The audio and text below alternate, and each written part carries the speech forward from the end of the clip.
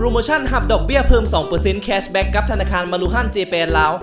ว้าวคักแท้เห็นแนวใดสิได้เงื่อนไขง่ายๆเลยถ้าทานมีแผนที่จะซื้อเฮือนปลุกเฮือนซ่อมแปลงเฮือนหรือว่าซื้อรถใหญ่เพียงแต่ทานสะสมเงินฝากกับธนาคารมารุฮั่นเจแปนลาวภายใน6เดือนถ้าจำนวนเงินครบและพอจ่ายก่อน 20% ของมูลค่าเฮือนรถหรือค่าซ่อมแปลงเฮือน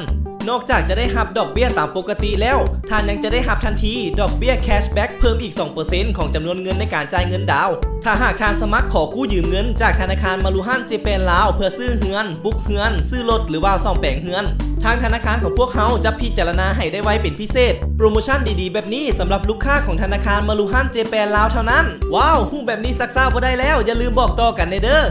ติดต่อสอบถามข้อมูลเพิ่มเติมได้ที่ธนาคารมารุฮั่นเจแปนลาวจำกัดสาขานครหลวงเวียงจันทร์หลวงพระบางและจำปาสัก